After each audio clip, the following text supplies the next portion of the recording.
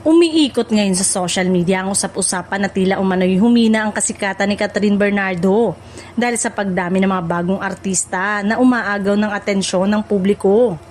Sa mabilis na takbo ng entertainment industry at social media trends, madalas lumilitaw ang ganitong uri ng obserbasyon tuwing may mga bagong pangalan na sumisikat at nagva-viral. Gayunpaman, hindi umano agad maituturing na indikasyon ng pagbaba ng popularidad ang pagbabago sa online visibility. Sa panahon ngayon, ang atensyon ng publiko ay mabilis magpalit.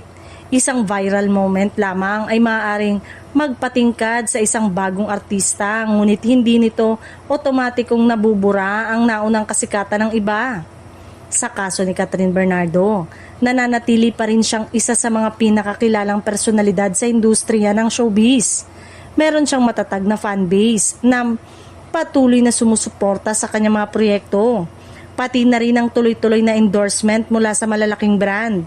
Bukod dito, ang kanyang pangalan ay nananatiling may bigat sa pelikula at entertainment industry, na bunga ng ilang taon ng consistent na pagganap at malawak na audience appeal.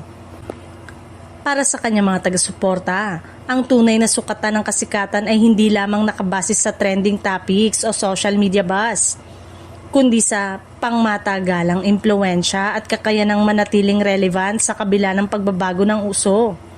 Sa kabuuan, ang mga ganitong usapin ay bahagi lamang ng natural na siklo ng showbiz landscape, kung saan patuloy ang paglitaw ng mga bagong bituin at pag-e-evolve ng interes ng publiko. Ngunit sa kabila nito, nananatiling matatag ang pangalan ni Catherine Bernardo bilang isa sa mga pangunahing bituin sa industriya ng Philippine entertainment.